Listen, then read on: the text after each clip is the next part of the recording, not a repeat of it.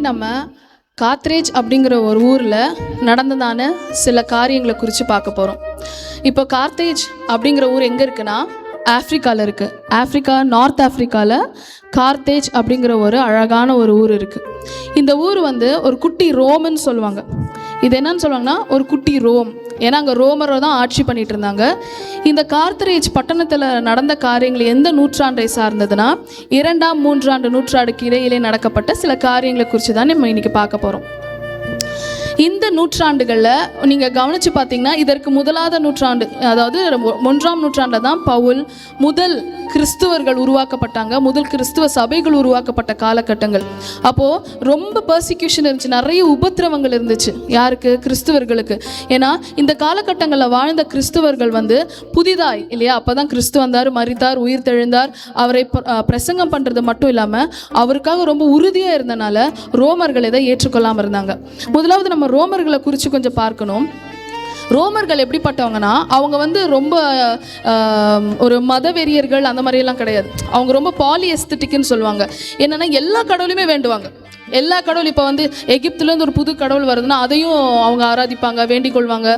இல்லை அவங்க வேற எங்கேருந்து எது வந்தாலுமே அவங்க வேண்டிக் கொள்வாங்க. நமக்கு தெரியும் எப்படி ஆர்சி ரோமன் கேத்தலிக் எப்படி உருவாக்கப்பட்டுச்சு. கான்ஸ்டான்டினோபிள் இயேசு கிறிஸ்துவ சொந்த ரட்சகராக ஏற்றுக்கொண்டனால இந்த மக்கள் மத்தியில் எப்படி இந்த மார்க்கத்தை, அதாவது கிறிஸ்துவ என்னும் மார்க்கத்தை எப்படி இன்ட்ரடியூஸ் பண்ணுறதுன்னு தெரியாமல் தான் தாய் சேய் வழிபாடு அங்கே என்ன பண்ணார், இன்ட்ரடியூஸ் பண்ணார். அதன் மூலியமாக, ஏன்னா ரோமர்கள் தாய் சேய் வழிபாடை தொடர்ந்து பண்ணிட்டு வரவங்க, அதனால தான் அதை இன்ட்ரடியூஸ் பண்ணணும். அவங்க மறுக்கவே இல்லை, ரோமர்கள் மறுக்கல, ரோமர்கள் உடனே ஏற்றுக்கொண்டாங்க. ரோமர்கள் அப்படிப்பட்டவங்க தான். எல்லா கடவுள் வந்தாலும் எல்லாத்தையும் ஏற்றுக்கொள்வாங்க. அவங்களோட கருத்து என்னன்னா, ஒரு கடவுள் மட்டும் இந்த உலகத்தையே படைச்சிருப்பாரா, ஒரு கடவுள் மட்டும்தான் இத்தனை விஷயம் செஞ்சிருப்பாரா அப்படிங்கிறது அவங்க நோக்கம். அப்போ கிறிஸ்தவர்களை ஏன் அவங்க கிறிஸ்தவர்களை வெறுத்தாங்கன்னா, கிறிஸ்தவர்கள் என்ன பண்ணாங்க, தங்களுடைய தேவனை தவிர வேற யாரையும் நாங்கள் ஆராதிக்க மாட்டோம்னு சொல்லி உறுதியாக இருந்தாங்க. அது அவங்களால ஏற்றுக்கொள்ள முடியல. ஏன்னா ரோமர்கள் எல்லா கடவுளையும் ஏற்றுக்கொண்டாலும் தங்கள் ராஜா, அதாவது எம்பரரையுமே கடவுளை ஆராதிக்கணும். அதுதான் அவங்களுடைய ரூல். ஓகேவா? அப்போ அதை செய்யலைன்னா ராஜ துரோகம் பண்ணதா சொல்லி அவங்க கட்டளையை பிறப்பிப்பாங்க. இந்த இடத்துல இது ஒன்று. முதலாவது அவங்க கிறிஸ்தவர்கள் தங்க தேவனை தவிர ரோம தேவர்களை ஆராதிக்காதது. ரெண்டாவது காரியம் என்னன்னா, கிறிஸ்தவர்கள் பிரதர் சிஸ்டர்னு அழைப்போம் இல்லையா, சபைக்குள்ள சிஸ்டர் எப்படி இருக்கிறீங்க, பிரதர் எப்படி, இப்போ இல்லை, ஆதி காலத்துலேருந்து இந்த பழக்கங்கள் இருக்கு. அதனால ரோமர்களோட கருத்து என்னன்னா, இவங்க கணவன் மனைவியா இருக்கிறாங்க, உள்ள போனால் பிரதர் சிஸ்டர் சொல்றாங்க, அப்போ அண்ணன் தம்பி அப்படியே கல்யாணம் பண்ணிக்கிறாங்களா அப்படிங்கிறனால அவங்களுக்கு அவங்க மேல டவுட். ஏன்னா ஆதி காலத்துல இவங்கெல்லாம் ஸ்லேவ்ஸா இருந்தாங்க. இந்த கார்த்தரேஜ் பட்டணத்துல ஸ்லேவ்ஸ், அடிமைகளா இருந்தவங்க பகல் நேரத்துல ஆராதிக்க முடியாது. அதனால இரவு நேரத்துல, அதாவது 3 மணி 2 மணி இந்த மாதிரி நேரங்கள்ல வீடுகளில் கூடி ஆராதிப்பாங்க. அதனால் அவங்களுக்கு என்ன ஆச்சு, அவங்களுக்கு ஒரு சந்தேகம் பிறந்தது, இவங்க இந்த மாதிரி ஒரு இல்லீகலான ஒரு ரிலேஷன்ஷிப்பில் இருக்கிறாங்க. தேர்ட் என்னதுன்னா கேனிபல்ஸ், அதாவது பச்சை ரத்தத்தையும் பச்சை மாம்சத்தையும் சாப்பிடுவாங்களே அவங்கள கேனிபல்ஸ்ன்னு சொல்லுவாங்க. இவங்க தேவனுடைய சரீரமாக இருக்கிறப்ப நம்ம சாப்பிட்றோம் இல்லையா, திருவிருந்து எடுக்கிறோம் இல்லையா, அதை இவங்க என்ன எடுத்துக்கிட்டாங்க, லிட்ரலாக இவங்க ரத்தத்தையும் சரீரத்தையும் சாப்பிட்றாங்க அப்படின்னு ரோமர்கள் புரிந்து கொண்டனால இந்த காரணங்களால் வைத்து கொண்டு தான் என்ன பண்ணாங்க, கிறிஸ்துவர்களை துன்புறுத்துறாங்க.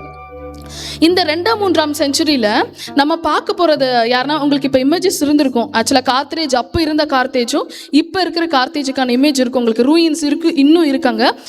இப்போ ப்ரெசென்ட்டாக இந்த கார்த்தேஜ் என்ன பேரில் கூப்பிட்றாங்கன்னா துனிசியா. ஓகேவா? துனிசியாவில் தான் நடந்த காரியங்கள் இதெல்லாம். இந்த துனிசியாவில் இந்த கார்த்தரேஜில் இருந்த ஒரு இளம்பெண், 23 வயதை நிரம்பிய ஒரு இளம்பெண்ணை குறித்து தான் நம்ம இன்னைக்கு பார்க்க போகிறோம். அவங்க பேர் விபியா பெப்பச்சுவா. இவங்க நம்ம கிறிஸ்துவ வட்டாரத்தில், நம்ம வட்டாரத்தில் நிறைய நமக்கு இவங்களை பற்றியெல்லாம் பேசுறதில்ல. ஆனால் ரோமன் கேத்தலிக்ஸில் இவங்களெல்லாம் செயின்ஸாக அவங்க வழிபடுறாங்க. இவங்க என்னன்னா, விபியா பெப்பச்சுவா பற்றி பார்த்தீங்கன்னா, அவங்க கல்யாணமாகி ஒரு 4 மாத குழந்தைக்கு பால் கொடுக்குற ஒரு தாய்.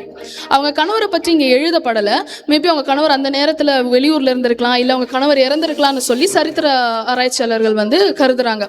இப்போ நான் சொல்ல போகிற முழுமையும் பெப்பச்சுவாவாலேயே அவங்க சொந்த கைகளால் எழுதப்பட்ட காரியம். அவங்க வாழ்க்கையை, கிறிஸ்துவை எப்படியாவது இந்த உலகத்துக்கு காட்டணும்னு ஒரு பெண், இளம் பெண், அவங்களே எழுதின முதல் சரிதை, அதாவது first book a woman wrote in Bible பெப்பச்சுவா எழுதுனது தான். இந்த பைபிள் இதை ஆட் பண்ணல அவங்க, ஆனால் இதுதான் ஃபர்ஸ்ட் புக் ஒரு விமென். அந்த காலத்தில் 1st 2nd செஞ்சுரியில் ரொம்ப கஷ்டம், ஒரு பெண் முன்னாடி செய்யறது கஷ்டம். ஆனால் அவங்க எழுதின முதலாவது ஒரு ஆண்டவர் குறித்து இயேசு கிறிஸ்துவை பற்றி சொல்றதுக்கான ஒரு புத்தகம்னா இதுதான். இதுல இன்ட்ரோடக்ஷனும் முடிவுரையும் பியூடன்ஸ்னு ஒரு சோல்ஜர் தான் எழுதியிருப்பாரு. ஸோ இதுக்கு இடையில இருக்கிற காரியங்களை நம்ம பார்ப்போம். விபியா பெப்பச்சுவா வந்து ஒரு ராயலான ஃபேமிலியில பிறந்த ஒரு பெண். அவங்க அப்பா வந்து ரோம அரசாட்சியில இருக்க ஒரு அதிபர். அந்த அரசாங்கத்துல இருக்க ஒரு அதிபருடைய பொண்ணு தான் பெப்பச்சுவா. அவங்க அப்பா பேர் தான் விபியா. இப்ப நீங்க ரோமர்களுக்கு இன்னொரு சட்டம் இருக்கு. பெண் குழந்தை பிறந்தா எப்படின்னா, நம்ம ஊர்ல கள்ளிப்பால்லாம் கொடுத்து கொள்ளுவாங்க ஆதி காலத்துல. ஆனா இங்க எப்படின்னா, பெண் குழந்தை பிறந்தா அந்த வீட்டு தகப்பன் தான் முடிவு பண்ணும் அந்த குழந்தைய இந்த வீட்டுல வளர்க்கலாமா வேண்டாமான்னு. வேண்டாம்னு சொன்னா அந்த பிள்ளை என்ன வேணாலும் பண்ணுவாங்க, கொல்லலாம், இல்ல யாருக்காரு வித்துருவாங்க, இல்ல அடிமைத்தனமா கொடுத்துருவாங்க. அப்படிப்பட்ட ஒரு நிலைமை தான் வந்து அந்த காலத்துல அந்த ரோமர்கள் மத்தியில பெண்களுக்கு இருந்துச்சு. ஆனா விபியா, அதாவது பெப்பச்சோட அப்பா விபியா லூசியஸ் எப்படின்னா, அவர் ரொம்ப நல்ல மனுஷன், ரொம்ப அன்புள்ள மனுஷனா இருந்தனால பெப்பச்சுவாவை தான் பிள்ளையா வளர்க்கறதா முடிவெடுத்தாரு. அவருக்கு இருந்த ஆண் பிள்ளைகளை காட்டிலும் பெப்பச்சுவாவை ரொம்ப அதிகமா செல்லமா எல்லா விதமான ராயலிட்டிஸையும் கொடுத்து வளர்க்க வச்சாரு. அதாவது படிப்பு, பயிற்சி எல்லாத்துலயுமே அவங்க ஆண் பிள்ளைகளை காட்டிலும் அதிகமா வந்து பெப்பச்சுவாவுக்கு வந்து அவங்க அப்பா பண்ணார், விபியா லூசியஸ். இந்த இடத்துல பெப்பச்சுவா வந்து கிரீக், லாட்டின் போன்ற எல்லா மொழிகளையும் எழுதவும் படிக்கவும் சரளமா அவங்களுக்கு தெரிஞ்சிருந்த ஒரு பெண். அப்ப இவங்க கூட வேலை செஞ்சுட்டு இருந்த இவளுக்கு பெப்பச்சுவாக்கு அடிமையா இருந்த ஒரு பெண் பேரு ஃபெலிசிட்டஸ். ஃபெலிசிட்டஸை வந்து அவ ஒரு ஸ்லேவ் பெண், ஒரு ஆப்பிரிக்கன் ஸ்லேவ் பெண். அந்த பெண் என்ன பண்றான்னா, இயேசு கிறிஸ்துவை ஏற்றுக்கொள்கிறனால அவளோட கணவர் ரொபோட்டக்கஸ் அப்படிங்கிற 2 பேருமே இயேசு கிறிஸ்துவை ஏற்றுக்கொள்கிறாங்க. அவங்க மூலியமா பெப்பச்சுவா வந்து கிறிஸ்துவை ஏற்றுக்கொள்கிறாங்க. அப்போ அந்த காலத்துல ரொம்ப வந்து காலகட்டங்களும் ரொம்ப தீவிரமா இருந்தனால செப்டிமஸ் செவரஸ்ங்கிறவர் தான் எம்பரரா இருந்தார் கார்த்தரேஜ்க்கு. அவர் வந்து ஒரு இஜிப்சியன் தான். ஆனா இஜிப்சியன் கடவுளையும் கும்பிடுவாரு. அந்த மாதிரி ஒரு அவருமே வந்து ஒரு மல்டி ரிலீஜியஸ் பர்சன் தான், ஒன்றும் பிரச்சனை இல்லாதவர். அப்போ இந்த காரியங்களை கேள்விப்பட்டனும் அவர் இரவோட இரவா ஒரு ஆணையை பிறப்பிக்கிறாரு. என்ன ஆணைனா, எல்லா கிறிஸ்தவர்களும் எங்க நீங்க பார்த்தாலும் பிடிங்க, அவங்கள பிடிச்சு அவங்க கிறிஸ்துவ மறுதளிக்கல, ரோம ராஜாவை வந்து அவங்க ஆராதிக்கல அப்படின்னு சொன்னா அவங்கள வந்து நம்ம கொன்னுருவோம் அப்படின்னு பிறப்பிக்கிறாங்க. அப்ப அந்த இரவு நைட் வந்து விபியா வந்து அந்த அதிகாலையில அந்த 3-2 மணி அளவுக்கு அவங்க அந்த வீடுகளில் சந்திக்கிற இடத்துக்கு போறாங்க. போகும்போது குழந்தையும் தூக்கிட்டே போறாங்க. போய் அவங்க எல்லாம் நல்லா ஆராதிச்சுட்டு இருக்கும் போது ரோம சேவகர்கள் எல்லாரும் என்ன பண்றாங்க, திரளாய் கூடி வந்து இவங்களை வீட்டுல இருக்க எல்லாருமே பிடிச்சிட்டு போயிடுறாங்க. பிடிச்சிட்டு போய் அங்க வந்து அவங்க ஜெயில்னா புர்சா ஹில்லுன்னு ஒரு ஜெயில் இருக்கும். புர்சான்னு ஒரு ஜெயில் இருக்கும். அது எப்படின்னா டார்க் ஹோல், அது ஜெயில் கிடையாது, டார்க் ஹோல். ஒரு இருட்டான ஒரு குழிக்குள்ள போடுவாங்க இல்லையா, அந்த மாதிரி ஒரு இருட்டான குழி, அந்த ஒரு இடத்துல கொண்டு போய் அவங்களை அடைச்சி வச்சிடுறாங்க. இப்போ இந்த இடத்துல நான் ஃபெலிசிட்டஸ்ன்னு சொன்னேன் இல்லையா, பெப்பச்சுவாவோட ஸ்லேவ், அதாவது அவளோட அடிமை பெண். அந்த பெண் வந்து 8 மாதம் கர்ப்பமா இருக்கிறாங்க. 8 மாதம் கர்ப்பமா இருக்கிற பெண்ணையும் பிடிச்சிட்டு போயிடுறாங்க. அப்போ இவங்க எல்லாத்தையும் பிடிச்சி போயிட்டு அந்த அந்த அந்த ஹோல்குள்ள, அதாவது அந்த புர்சா ஹில்குள்ள இருக்க அந்த ஹோல்குள்ள அவங்க இருக்கும்போது அந்த இடத்துல வந்து பியூடன்ஸ் தான் வந்து என்னவா இருக்கிறாரு, காவலாளியா இருக்கிறாரு. பியூடன்ஸ் வந்துட்டு இவங்களை பாக்குறாரு. இவங்க எந்த ஒரு பயமும் இல்லாம அந்த ஜெயிலுக்குள்ள போறாங்க. ஒரு சொட்டு பயம் இல்லை. எங்க ஏசப்பா அவருக்காக நாங்க போறோம் தைரியமா போறாங்க. பிரெக்னென்ட் விமன் போறாங்க. அப்புறம் அவங்க கூட இந்த 4-5 பேர், செகண்டலஸ், ரெபோட்டக்கஸ், ஃபெலிசிட்டஸ், பெப்பச்சுவா, இன்னும் இவங்க கூட இவங்க எல்லாருமே போறாங்க. யாருமே பயப்படல. பியூடன்ஸ் கேட்கிறாரு. பியூடன்ஸ் வந்து எப்படிப்பட்டவனா, ஒரு பக்தி வைராக்கியம் உள்ள மனுஷன். சங்கீதம் 4 ஒரு வசனம் இருக்கு இல்லையா, பக்தி உள்ளவன் கர்த்தர் யாருக்காக தெரிந்தெடுத்து கொள்ளுகிறார், தமக்கென தெரிந்தெடுத்துக் கொள்ளுகிறார். அப்படிப்பட்ட ஒரு மனுஷன் தான் யாரு, நம்ம பியூடன்ஸ். அப்ப இவர் நிறைய கல்லு சிலையெல்லாம் வச்சு வணங்கிட்டு இருப்பாரு. வணங்கிட்டு இவங்க எல்லாம் உள்ள வருவாங்க. உள்ள வரும்போது இவங்க தைரியமா வர்றதை பத்தி ஒரு ஆச்சரியம். நீங்க எல்லாம் கொல்லப்பட போறீங்க, நீங்க எப்படி இப்படி தைரியமா இருக்கீங்கன்னு கேக்குறாங்க. அப்ப அவங்க சொல்லுவாங்க, எங்களுக்குள்ள யாரு இருக்கா, ஏசப்பா இருக்காங்க.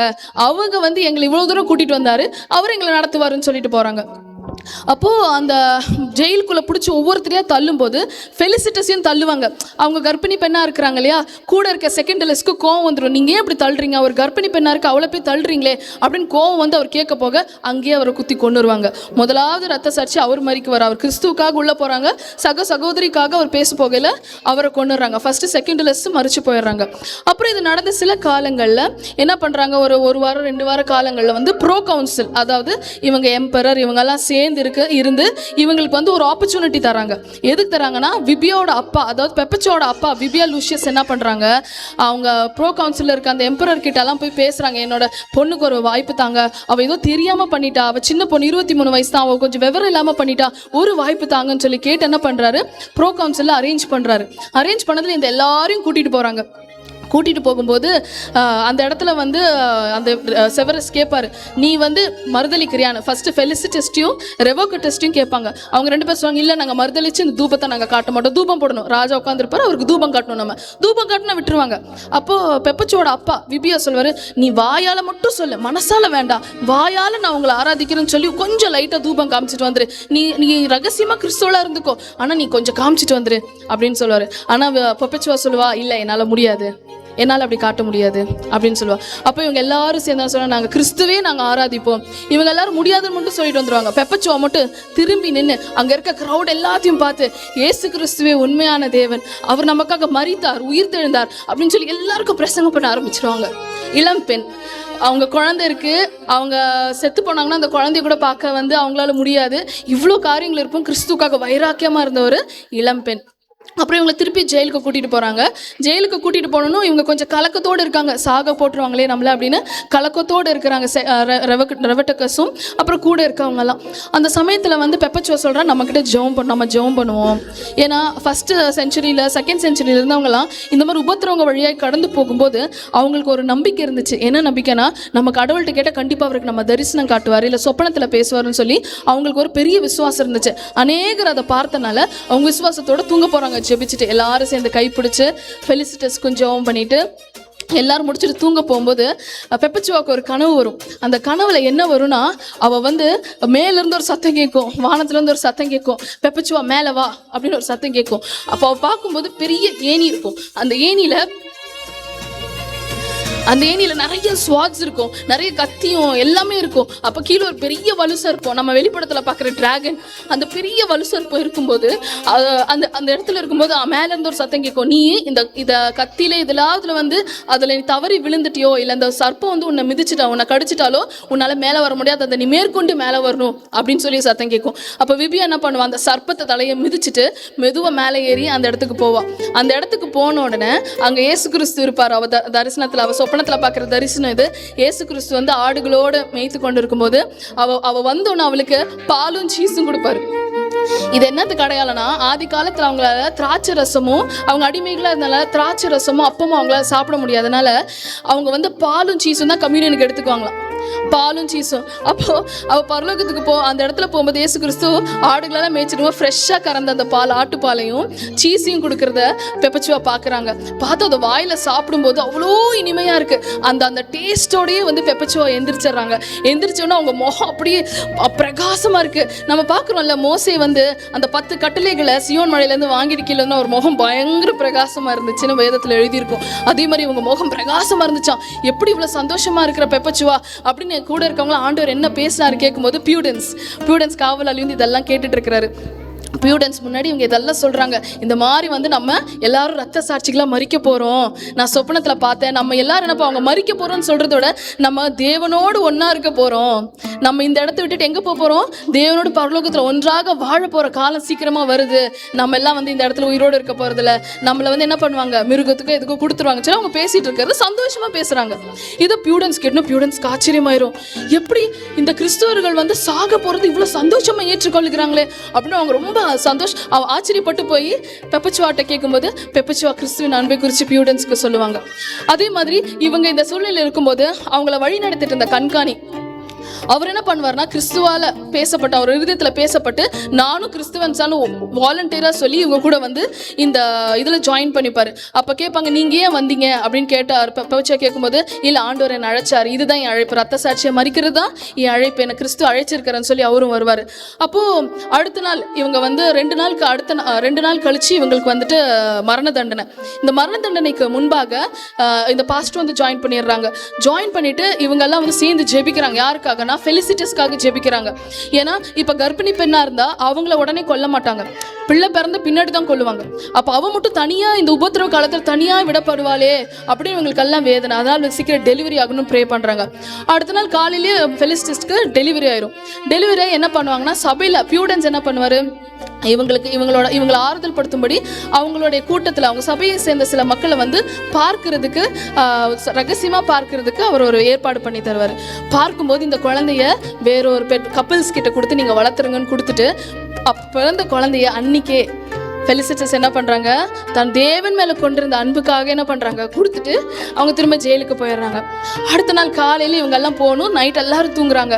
தூங்கும்போது இந்த கண்காணிக்கும் பெப்பச்சுவாக்கும் சொப்பனம் வருது. கண்காணிக்கும் அந்த சொப்பனத்தில் எல்லாரையும் ஒரு 4 தேவதூதர் வந்து தூக்கிட்டு போகிறாங்க, மேலே தூக்கிட்டு போகிறாங்க. அதில் ஃபஸ்ட்டு போகிறது வந்து இந்த கண்காணி தான் போகிறாரு. போய் ஆண்டவரோட சேருகிறத போல அவர் சொப்பனம் காண்கிறாரு. அடுத்து பெப்பச்சுவாக்கு இதே சொப்பனம் வருது. 2 பேருக்கு ஒரே மாதிரி சொப்பனம் வந்தோன்னு 2 பேரும் எந்திரிச்சு எல்லாரும் ஆண்டவர் ஆராதிக்க ஆரம்பிக்கிறாங்க, ஸ்தோத்திரிக்க ஆரம்பிக்கிறாங்க. இப்போ கடைசியா அரினா, நமக்கு எல்லாருக்கும் தெரியும் ரோமர்கள் வந்து எப்படி அரினாவை வந்து அரினால கொல்லுவாங்க. நம்ம நிறைய பார்த்துருப்போம். கிளாடியேட்டர் இந்த மாதிரி வந்து நிறைய பேர் அங்கே இருப்பாங்க. ரோமர்கள் வந்து கொடூரமான ஒரு மக்கள். அவங்க கொல்றது எப்படி சொல்றது, நிறைய பேட்டர்ன்ஸ் வச்சிருப்பாங்க. ஃபார் எக்ஸாம்பிள், ஒரு மனுஷனை நீங்க பார்த்தீங்கன்னா முள் இருக்கிற ஒரு வளையம் இருக்கும், அது மேலே படுக்க வச்சு மலை மேல இருந்து உருட்டி விட்டுருவாங்களாம். அவனை கட்டி அதை மலை மேல இருந்து உருட்டி விட்டுருவாங்களாம். அதை குத்தி குத்தி குத்தி சதஞ்சு சதஞ்சு சதஞ்சு அந்த மனுஷன் சாகணும்னு ரொம்ப கொடூரமாய் கொல்லக்கூடிய ஒரு திறன் கொண்ட ஒரு கூட்டம் தான் இந்த ரோமர்கள். அப்போ இந்த இடத்துல அரினாலதான் இவங்களை கொல்லணும்னு சொல்லி பிளான் பண்றாங்க. அப்போ இந்த இடத்துல நீங்க பாத்தீங்கன்னா இவங்க எல்லாரும் அங்கே நிற்கும் போது அவங்க முகமெல்லாம் அப்படியே பிரகாசமாக அப்படியே ஒளிர்ந்துச்சுன்னு சொல்லி பியூடன்ஸ் எழுதியிருக்கிறாரு. அவ்வளோ அழகாக அப்படி பளிச்சுன்னு இருந்தாங்களாமா. அந்த இடத்துல வந்து அவங்க நிற்கும்போது எல்லாரும் கத்துறாங்க, இவங்களை கொல்லுங்க கொல்லுங்கன்னு. அந்த அரினால இருக்க எல்லா மக்களும் கத்துறாங்க, கொல்லுங்க, சீக்கிரமா கொல்லுங்க, சீக்கிரமா கொல்லுங்கன்னு. முதலாவதாக இந்த கண்காணி ஜெபம் பண்றாரு, ஆண்டவரே எனக்கு வந்து கரடினால மட்டும் எனக்கு கொல்ல வச்சிடாதீங்க, எனக்கு கரடினா ரொம்ப பயம், அதனால நான் சிறுத்தைனால எனக்கு கொன்னுருங்க. ஒரே கடி தான் சிறுத்தை கடிக்கணும், சிறுத்தை ஒரு கடி கடிச்ச உடனே நான் செத்துறணும், எனக்கு நீங்க அதை மட்டும் பாக்கியம் தாங்கன்னு இந்த கண்காணி ஜெபம் பண்றாரு. அதுக்கப்புறம் கண்காணி இதை ஜெபம் பண்ணி முடிச்ச உடனே இவங்க எல்லாரும் வராங்க. வந்து எல்லாத்தையும் லைனா அரினால நிக்க வைக்கிறாங்க. முதலாவது கரடியை தான் ஓபன் பண்றாங்க. கரடி ஓபன் பண்ணி மேலே எந்திரிச்சு நிற்கும். ஆனா வந்து இவரை பார்த்துட்டு கொஞ்ச நேரம் பார்த்துட்டு அந்த கூண்டை விட்டு கூட அந்த செல்லை விட்டு கூட வெளியே வராது, திரும்ப போயிடும். கூட்டமே ஆச்சரியப்படும், இது என்னடா கரடி இவ்வளவு பசியா இருக்கு, இது வந்து இவன் அட்டாக் பண்ணல, இவர் எதுவுமே பண்ணாம போயிடுச்சுன்னு ஆச்சரியப்படும். அப்புறம் காட்டு பண்ணி காட்டு பண்ணி அனுப்புவாங்க. காட்டு பண்ணி நேரம் வரும், ஆனா இவரை ஒண்ணும் பண்ணாது, பக்கத்துல இருக்க சோல்ஜரை குத்தி தூக்கி போட்டுட்டு போயிடும். எல்லாருக்கும் ஒரே ஆச்சரியமா இருக்கு, என்ன இந்த மிருகங்கள் இவங்களை டச்சே பண்ண மாட்டேங்குது. அடுத்து சிறுத்தை வரும்.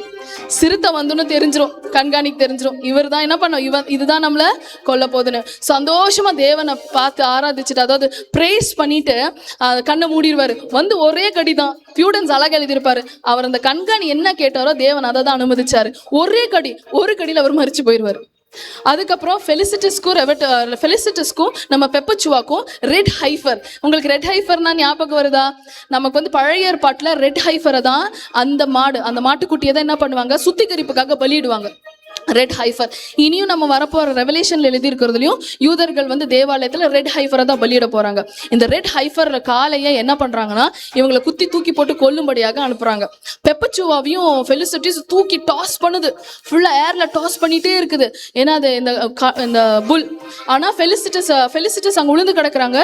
இங்க வந்து பெப்பச்சுவா எந்திரிச்சு நிக்கிறாங்க. எந்திரிச்சு நின்று ரெவஸ்டிகஸ்ட சொல்றாங்க, அந்த புல் என்ன குத்து வரப்போகுது, எப்படி வலிக்கும்னு எனக்கு தெரியல அப்படிங்கிறாங்க. அப்ப ரெவஸ்டிகஸ் சொல்றாரு, பெப்பச்சுவா உன்னை ஆல்ரெடி குத்திடுச்சு, உன்னை தூக்கி போட்டுருச்சுங்க பாரு, உன் மேல எல்லாம் ரத்தம் வருது அப்படின்னு சொல்றாங்க. ஆனா பெப்பச்சுவா உடம்புல எந்த வலியுமே தெரியல, எனக்கு எதுவுமே நடந்த மாதிரி இல்லை, எனக்கு வலிக்கவே இல்லையே அப்படின்னு சொல்லி பெப்பச்சுவா சொல்றாங்க.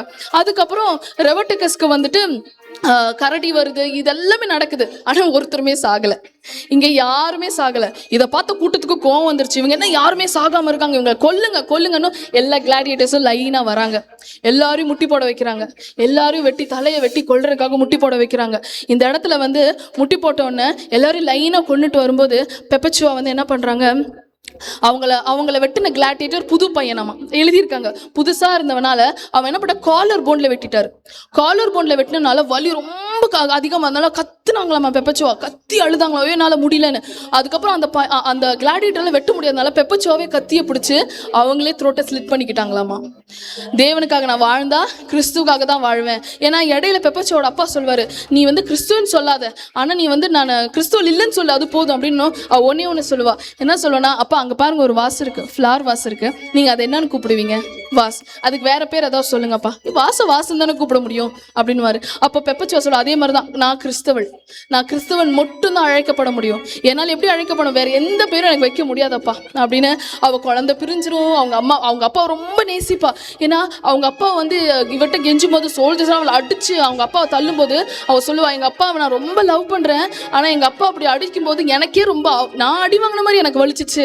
அந்த அளவுக்கு நேசிச்ச ஒரு பெண். ஆனா குடும்பத்தை நேசிச்சாங்க, எல்லாம் பெற்ற பிள்ளையை விட்டு எல்லாத்தையும் விட்டு என்ன பண்ணாங்க, கிறிஸ்துவுக்காக, வெறும் கிறிஸ்துவுக்காக என்ன பண்ணாங்க, தங்க ஜீவனை கொடுத்தாங்க. நம்ம வேதத்துல இருக்க வசனங்களை நம்ம பார்த்தோம்னா, அதுக்கு முன்னாடி நான் உங்களுக்கு சில வீடியோஸ் காட்டுறேன். ஏன்னா நம்ம சூடான்ல, நைஜீரியாலலாம் அநேகர் வந்து கிறிஸ்துவுக்காக தங்க ஜீவனை விட்டாங்க.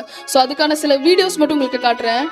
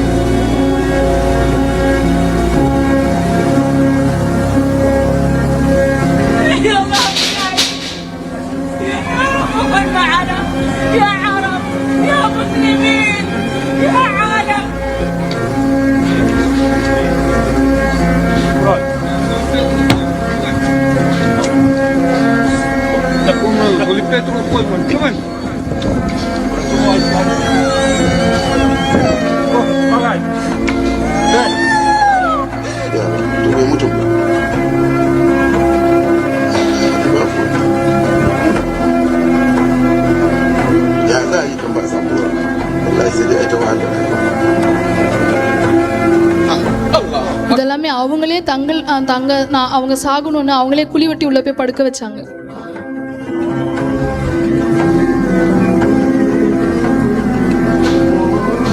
நீங்க அதுல பாத்தீங்கன்னா ஃபர்னஸ், உயிரோட மக்களை உட்கார வச்சு ஃபர்னஸ்ல அப்படியே எரிச்சு கொள்றாங்க.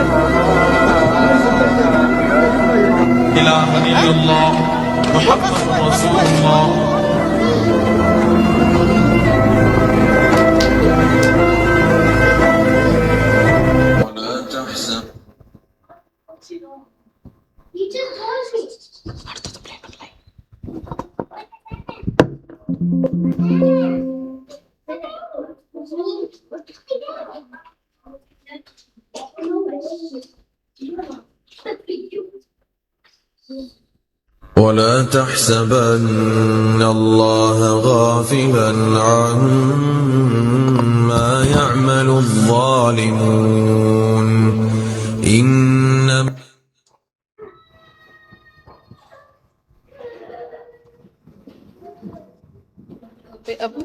பார்த்தா பொம்மை மாதிரி இருக்கு. அதெல்லாமே செத்து போனவங்களுடைய சடலங்கள் தான் அப்படி கொட்டுறாங்க, குப்பை மாதிரி கொட்டுறாங்க. அடுத்து பார்த்தீங்கன்னா தாயும் 2 குழந்தைங்களையும் ஒரே நேரத்தில் வந்து என்ன பண்ணுறாங்க, அப்படியே கட்டி தொங்க விட்டுறாங்க. குழந்தைங்கன்னு கூட பார்க்கல, அந்த மாதிரி மறிக்க அவங்க நேரிட்டாங்க. இதெல்லாம் பண்ணது யாருன்னு பார்த்தீங்கன்னா, அந்த வீடியோ டைம் ஆனாலும் வேண்டாம், we'll just move on to the next slide. அடுத்த ஒரு வீடியோ இருக்கும். அந்த வீடியோவில் பார்த்தீங்கன்னா இதை பண்ணதெல்லாம் வந்து சின்ன பசங்க, 14-15 வயசுள்ள பசங்க தான் பண்ணாங்க. அவ்வளோ பெருமையாக அந்த வீடியோவில் அப்படி பெருமையாக பேசியிருப்பாங்க. நான் வந்து 70 பேரை கொன்னேன், அல்ஷஃபரில் 54 பேர் கொன்னேன், இங்கே 100 பேரை கொன்னேன்னு. 14-13 வயசு பிள்ளைங்க. நம்ம ஜெபிக்க வேண்டியது அதிகமாக இருக்குது. ஏன்னா இதை வந்து நான் ப்ரிப்பேர் பண்ணும்போது நான் இதெல்லாம் சொல்லணுமான்னு யோசிக்கும்போது என்கிட்ட ஆவியானவர் பேசினது என்னன்னா, நம்ம சபை ஜெபிக்கிற சபை. நான் இந்த வந்து 10 வருஷத்தில் நான் பார்த்ததில் நம்ம சபையில் ஜெபிச்ச ஒரு ஜெபம் கூட ஆன்சர் பண்ணாமல் போகப்பட்டதே கிடையாது. எல்லா ஜெபங்களுக்கும் தேவன் பதிலளிச்சிருக்கிறாரு. நம்ம இங்கே நல்லா இருக்கோம், ஆனால் இந்த மாதிரி கஷ்டப்படுற கிறிஸ்தவர்களுக்காக நம்ம ஜெபிக்கணும். தடை பண்ண சொல்லி நம்மளால் ஜெபிக்க முடியாது. ஏன்னா வசனம் சொல்லுது, மத்தேயு 10ஆம் அதிகாரத்தில் 28வது வசனத்துலேருந்து சொல்லியிருக்காங்க, ஆத்துமாவை கொள்ள வல்லவராயிராமல் சரீர சரீரத்தை மாத்திரம் கொல்லுகிறவர்கள் நீங்கள் பயப்பட வேண்டாம், ஆத்துமாவையும் சரீரத்தையும் நரகத்தில் அழிக்க வல்லவருக்கே பயப்படுங்கள். நான் ஒரு காசுக்கு 2 அடைக்கலான் குருவிகளை விற்கிறார்கள் அல்லவா? ஆயினும் உங்கள் பிதாவின் சித்தம் இல்லாமல் அவைகளில் ஒன்றாகிலும் தரையிலே விழாது. ஆண்டவருக்கு சித்தம் என்ன பண்ணப்படாது? யாருமே துன்பப்படுத்தப்படுகிறது இல்லை இல்லையா? எல்லாமே ஆண்டவருக்கு சித்தமாக தான் நடக்குது. அவர்களுக்காக அவர்கள் தாங்கி கொள்ளும்படியாக நம்ம ஜெபிக்கணும். அடுத்து, மனுஷர் முன்பாக என்னை ஆதலால் பயப்படாதிருங்கள், அநேகம் அடைக்கலான் குருவிகளை பார்க்கிலும் நீங்கள் விசேஷித்தவர்களாக இருக்கிறீர்கள். மனுஷர் முன்பாக என்னை அறிக்கை பண்ணுகிறவனோ அவனை நானும் பரலோகத்தில் இருக்கிற என் பிதாவின் முன்பாக அறிக்கை பண்ணுவேன். மனுஷர் முன்பாக என்னை மறுதலிக்கிறவன் எவனோ அவனை நானும் பரலோகத்தில் இருக்கிற என் பிதாவின் முன்பாக மறுதலிப்பேன். இது சிம்பிளா எழுதிட்டாங்க. மறுதலிக்க தான் நம்ம கழுத்துல கத்தி வைக்கும் போது தான் நம்ம இயேசு கிறிஸ்துவ நான் மறுதலிக்க மாட்டேன்னு சொல்றது கிடையாது. எத்தனை நாட்கள், என்னையும் சேர்த்தா சொல்ற, எத்தனை நாட்கள் நம்ம எத்தனை பேருக்கு இயேசு கிறிஸ்துவ அன்பை போய் பகிர்ந்து கொள்கிறோம்? எத்தனை நாட்கள் நம்ம கிட்ட நம்ம சொல்றதுக்கான வாய்ப்பு கிடைத்தும் ஐயோ நம்ம சொன்னவங்க ஏற்றுக்கொள்வாங்களா ஏற்றுக்கொள்ள மாட்டாங்களா ஒரு பயத்திலையும் ஒரு தயக்கத்திலையும் எத்தனை நாள் நம்ம பின்வாங்கி இருக்கிறோம். மனிதர் முன்பாக நம்ம கிறிஸ்துவை அறிக்கை பண்ணணும். அதுக்கு பைபிளில் எழுதியிருக்கு. நம்ம ரத்த சாட்சியாக மறிக்கிறப்ப தான் இல்லை, நம்ம எல்லாருக்கும் ஒரு அழைப்பு. எல்லாரும் ரத்த சாட்சியாக மறிக்க அழைக்கப்பட்டிருக்கோமானா கிடையாது. அப்போது நமக்கு கிடைக்கிற வாய்ப்புகளை, கிறிஸ்துவின் அன்பை அநேகருக்கு நம்மளால் முடிஞ்ச அளவுக்கு எத்தனை பேருக்கு நம்மளால் சொல்ல முடியுமோ நம்ம கிறிஸ்துவை அவர்கள் முன்பாக அறிக்கை செய்யணும், இன்ட்ரடியூஸ் பண்ணணும். மற்ற வேலையெல்லாம் ஆண்டவர் பார்த்துக்கொள்வார். அடுத்தது பார்த்தீங்கன்னா 2 தெசலோனிக்கர் 3ஆவது அதிகாரத்தில் பவுல் அழகாக எழுதியிருப்பாங்க. ஏன்னா பவுலுமே நம்ம ரொம்ப பெரிய ஹீரோவா, நான் பவுலை பெரிய ஹீரோவாக தான் பார்த்தேன். நான் ரொம்ப பவுலை தான் ஃபாலோ பண்ணுவேன், ரொம்ப பெரிய ஹீரோவை பார்த்தேன். அவரோட சரித்திரங்களையும் அவரோட காரியங்களும் படிக்கும்போது அவர் நிறைய பயந்தார், நிறைய இடங்களில் தலைமறைவாக இருந்தார், நிறைய இடங்களில் ஓடி ஒளிஞ்சார். அவர் ஆனால் தேவனுடைய வேதத்தையும் தேவனுடைய நற்செய்தியை சொல்கிறதுக்கு, கிறிஸ்துவின் நற்செய்தியை, உயிர்த்தெழுதல் நற்செய்தியை சொல்கிறதுக்கு எங்கேயுமே தயங்கலை அந்த மனுஷன்.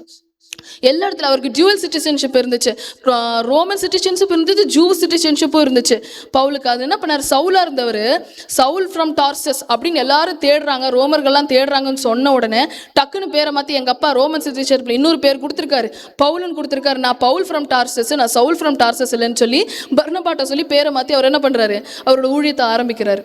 அப்போது நமக்குள்ளே என்ன இருக்குது, நம்ம எப்படிப்பட்டவர்களாக இருக்கணும்? கிறிஸ்துக்குள்ளே பிடிக்கப்பட்டோம், அதை நான் முன்னாடியே சொன்னேன். முற்றிலும் தெரிவினேன் என்று எண்ணாமல், அந்த பகுதியில் முக்கியம். அடுத்து, கிறிஸ்துவுக்குள் எதற்காய் பிடிக்கப்பட்டேனோ, நம்ம கிறிஸ்துவுக்களை எதுக்காக பிடிக்கப்பட்டோம்? நம்ம அழைப்பு என்ன? ஒவ்வொருத்தரும் இங்கே இருக்கோம், ஒவ்வொருத்தருக்குமே ஒரு அழைப்பு இருக்கு. நம்மளோட அழைப்பு என்ன? கிறிஸ்து நம்மளை எதற்காக பிடித்து கொண்டா? நம்ம என்ன செய்து கொண்டு இருக்கோம்? வாழ்ந்தோம், சம்பாரிச்சோம், பிள்ளைகளை படிக்க வச்சோம், பிள்ளைகளுக்கான காரியங்களை செய்து முடிச்சோம், நம்ம வாழ்க்கை முடிஞ்சிருச்சா? நம்ம கிறிஸ்துக்காக என்ன செய்தோம்? கிறிஸ்துக்காக நம்ம என்ன காரியங்களை முன்னெடுத்து வச்சு நம்ம செய்துட்டு இருக்கிறோம்? அதை நம்ம சிந்திக்கணும். இன்னைக்கு நம்ம அதை சிந்திக்கணும். கிறிஸ்துவுக்காக நம்ம செய்யணும். நம்ம அந்த வசனத்துல பாருங்க, அழகாக எழுதியிருப்பாரு, துர்க்குணராகிய பொல்லாத மனுஷர் கை நின்று நாங்கள் விடுவிக்கும்படிக்கும் எங்களுக்காக வேண்டிக் கொள்ளுங்கள். விசுவாசம் எல்லாரிடத்திலும் இல்லையே, கர்த்தரோ உண்மையுள்ளவர், அவர் உங்களை ஸ்திரப்படுத்தி தீமை நின்று விலக்கி காத்துக்கொள்வார். இங்க ஓடி போய் ஒளிஞ்சுக்கோங்க, இல்ல உங்களோட ஜீவன் தப்ப நீங்க ஏதாவது கிறிஸ்துவ மறுதளிச்சிருங்கன்னு கூட அவர் சொல்லல. துஷ்டகுணர் வருவாங்க, தப்பிக்கிறதுக்காக ப்ரேயர் பண்ணுங்க. இல்லை கர்த்தர் நம்மளை விடுவிச்சாருன்னா என்ன பண்ணலாம்? நம்ம ஊழியம் பண்ணலாம். இல்லை நம்ம ஜீவன் போகணும்னா நம்ம போகணும். ஏன்னா பவுலோட நேரம் வரும்போது பவுல் என்ன பண்ணுவார்? சிங்கத்துக்கிட்டெல்லாம் பவுல் அனுப்புவாங்க கடிச்சு கொள்றதுக்காக. நம்ம இந்த தெசலோனிக்கர் இதெல்லாம் படிச்சிங்கன்னா அதில் எழுதியிருக்கும், சிங்கத்துக்கிட்ட அனுப்புவாங்க. ஆனால் கர்த்தர் சிங்கத்தின் வாய் நின்று பவுலை காத்தார். ஏன்னா தேவனோட சித்தம் நிறைவேறல இன்னும் பவுலோட வாழ்க்கையில். அதே போல தான் நம்ம வாழ்க்கையில் தேவனோட சித்தம் நிறைவேறாமல் நம்ம செத்து போகவே மாட்டோம். அதனால் தைரியமாக கிறிஸ்துவை குறித்து எல்லாருக்கும் நம்ம சொல்றதுல நம்ம முனைப்போடு இருக்கணும். அடுத்தது நம்ம பார்த்தா, அன்றியும் சகோதரரே, நித்திரை அடைந்தவர்களின் நிமித்தம் நீங்கள் நம்பிக்கையற்றவர்களா? இந்த வசனம் நமக்கு எல்லாருக்கும் தெரியும். நம்ம எல்லா ஃபியூனரல்ஸ்லையும் சொல்லுவாங்க, நித்திரை அடைந்தவர்களை கூட்டு நம்ம என்ன பண்ணுறோம்? ரத்த சாட்சியை மறித்தவர்களை குறித்து தான் இங்கே முக்கியமாக சொல்லப்பட்டிருக்கு.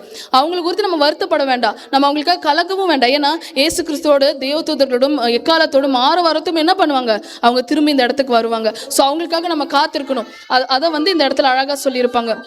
அதே போல 1 தெசலோனிக்கர் 4ஆவது அதிகாரத்துல, பின்பு உயிரோடு இருக்கும் நாமும் கர்த்தருக்கு எதிர்கொண்டு போக மேகங்கள் மேல் அவர்களோட கூட ஆகாயத்தில் எடுத்துக்கொள்ளப்பட்டு இவ்விதமாய் எப்பொழுதும் கர்த்தருடனே இருப்போம். இல்லையா? அழகாக எழுதியிருக்கு அந்த வசனமும். அடுத்து நம்ம இதெல்லாம் பார்த்தோம்னா, இயேசு கிறிஸ்துவோட வருகைக்கு முன்பாக அநேகர் துன்பங்கள் இருக்கும், உபத்திரவங்கள் இருக்கும். எல்லாவற்றையும் நின்று கர்த்தர் நம்மளை காத்துக்கொள்வார். சில நேரங்களில் நம்மளோட ஜீவனை கர்த்தர் கருத்தில் ஒப்பு கொடுத்து நம்ம அவருக்காக ஓட வேண்டிய காரியங்களை நம்ம ஓடி முடிக்க தான் செய்யணும். பெப்பச்சுவாவை பார்க்குறோம், 23 வயசு தான், குழந்தை இருந்துச்சு, நமக்கெல்லாம் குழந்தை இருக்கு. அந்த ஃபர்ஸ்ட் 3-4 மந்த்ஸ்ல எப்போதுமே சொல்லுவாங்க, அந்த 3-4 மாசத்துல அம்மாங்க எப்படி இருப்பாங்க, மம்மா பேர் மாதிரி இருப்பாங்களாமா, கரடி மாதிரி இருப்பாங்களாம். கிட்ட ஏதாவது தப்பி தவிர குட்டி கிட்ட வந்துருச்சுன்னா போதும், பிடிச்சி பீறி போட்டுரும். அவ்வளோ கோவம் வரும். குட்டியை அவ்வளோ பத்திரமா பார்த்துங்க. அப்படிதான் பெற்ற தாய் ஃபர்ஸ்ட் ஒரு 6 மாசம் அப்படிதான் இருப்பாங்க. அவ்வளோ டெரரா இருப்பாங்களாமா. அவ்வளோ அவங்களோட அன்பு, அவங்களோட ஜீவனை காட்டில் அவ்வளோ அதிகமாக நேசிப்பாங்களாமா. ஆனால் அதை கூட விட்டுட்டு பெப்பச்சுவா என்ன பண்ணாங்க, கிறிஸ்துவோட அன்புக்காக ஓடுனாங்க. அதே போல் நம்ம வாழ்க்கையில் நம்ம எந்த நிலையில் இருக்கோம், நம்ம எதற்காக பிடிக்கப்பட்டோம்னு சொல்லி இன்றைய தினத்தில் நமக்கு தெரிஞ்சிருக்கலாம். தெரியாதவங்களுக்கு இன்றைய தினத்தில் தேவன் பேசுவாராக.